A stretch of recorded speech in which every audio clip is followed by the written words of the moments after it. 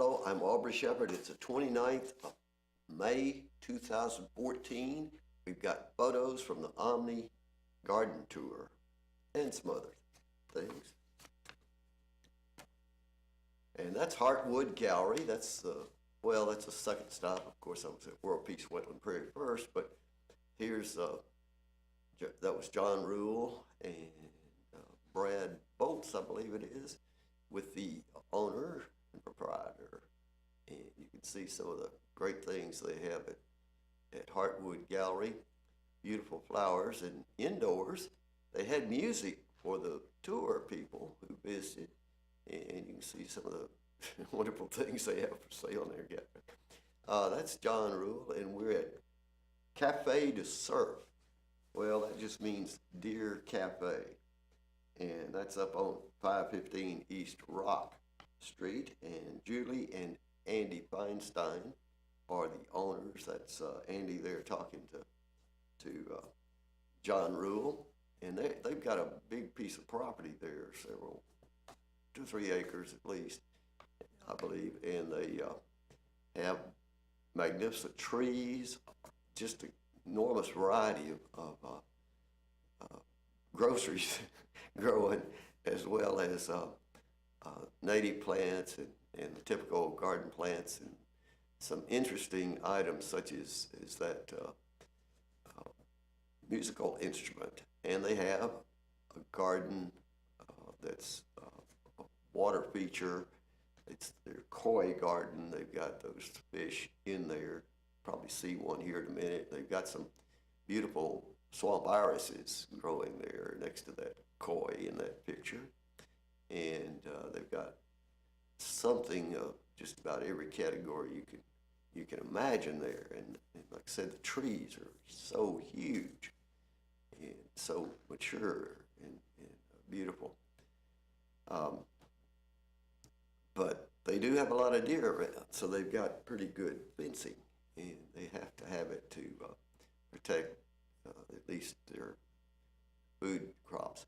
Okay, that's milkweed. That's the Asclepias tuberosa, and some people call it butterfly weed. Anyhow, they had a nice stand of it there, and it was in bloom. And there's, I don't know if that's a Coreopsis species or what, but you see the tiny grasshopper on there. Now we're at another garden, and you see Frank, well, let's go ahead. That was Miller Williams' wife walking behind Frank. And that's over on Spring Street. And they also had a great variety of things there. The gardeners there on Spring Street are Davi Jai and Roger Henry. And you can see a lot more photos on Flickr. It's taken me several days to get around to posting all these on Flickr. That's Roger, and I believe that's his daughter and granddaughter. Pictures of a lot of people, as well as a lot of plants on this garden tour. And that's their vegetable garden area in the back. There's Davi at left. And let's see, this is Amsonia. And that's an unusual, beautiful coneflower, echinacea. And got a different angle there for you. You don't see that in everybody's garden, so that's a nice one they added. That's a cultivar. They're not, the native ones don't grow in those colors, some of those colors naturally, but that's okay. Now we've jumped to a new garden, and this one is called the Greenhouse Garden, and has nothing, and that's Lonicera sempervirens. That name has nothing, this name has only to do with the previous color of the house. We're not going to do any more than just another sample here. This particular garden you saw in the background there was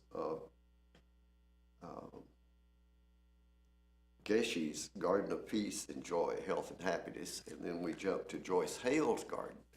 And I'll tell you more about those. You can see some pictures online. Joyce is big on protecting the watershed, and she's got all kinds of ways to catch and save the water on her property. This is a spider. I just had to throw this picture in. It was eating maybe a grasshopper or another insect and doing a very good job, and I was able to get a few close-ups. So I always like to show the insects that you may not see day to day unless you get out in the wild. Till next time, this is Aubrey Shepherd asking you to do your part to help keep the water clean, air pure, and go enjoy the flowers. See you. Hello, I'm Aubrey Shepherd, and it's still the 29th of May 2014. We're going to see some milkweed species primarily in this short take because they're coming into bloom pretty fast. Here's one that's not quite in bloom yet. It could be by tomorrow. It might be this afternoon. But this is the common milkweed, it's called, and it's not really common in Fayetteville, Arkansas. You find it out on some of the highways. You can find it in other parts of the country. But around town, I just know a few people who have them in their yard where they're easy to get to.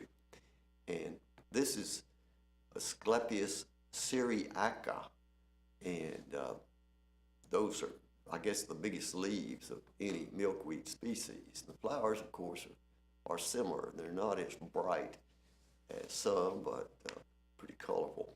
That plant has a tiny caterpillar on it. This, of course, is not a monarch caterpillar. I haven't seen a monarch caterpillar myself this year, although I did see 2 monarchs flying over a patch of milkweed yesterday on the 18th. But that is going to be some kind of little moth that also eats, I believe, I'm correct in telling you what this is, but I can't tell you the name. Also a spider lurking in that common milkweed inflorescence. And you can see it looks like a face. That may be its back end instead of the face that we're actually seeing, because he's probably hiding his head from me.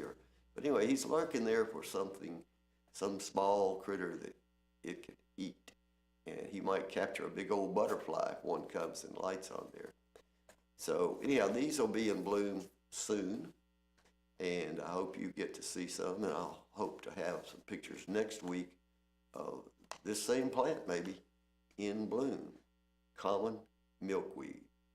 And I sure used a lot of those at the last minute selection. That is Asclepius viridis. It's green milkweed, and it's unusual coloring there. I don't know, but I always tell people I think that's because the soil, it may have a little red dirt under it or something in the soil in a given place. That's the same species, but you can see that it doesn't have that red tint. And you see we've got a carpenter bee, and you don't see their faces a whole lot when they go to a flower. They put their nose right inside and go down to the nectar. And this one's been very busy there. Now we're jumping to Asclepius purpurascens. It's the purple milkweed, and of course it looks more red than purple to me, but that's its name. And you see it also has some red lines in the center of the leaves, and these are, well, I cropped and adjusted these a little bit because it was a cloudy day, and I didn't make them as bright as I wanted to. So some of these are big files, and they're staying on the screen a little longer. But you see the similarities from all these species of milkweeds when you look at the close-up of the bloom and the way the blooms are displayed, the way the separate flowers in this inflorescence occur.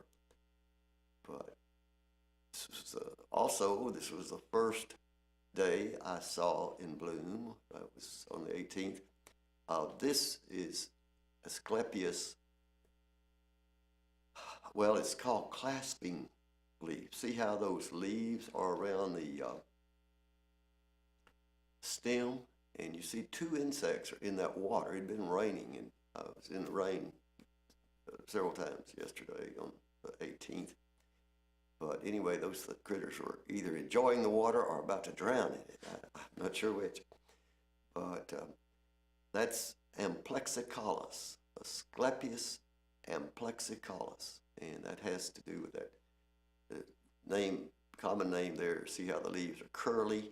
You also see the leaves clasp the stem, and they're opposed leaves, but they aren't standing out away from the main stem.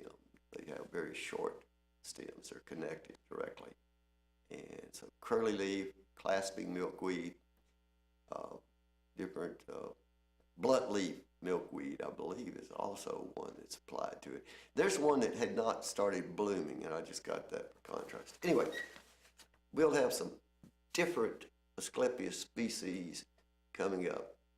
Till next time, this is Aubrey Shepherd asking you to do your part to help keep the water clean, clear, the air pure, and the woods green. See you.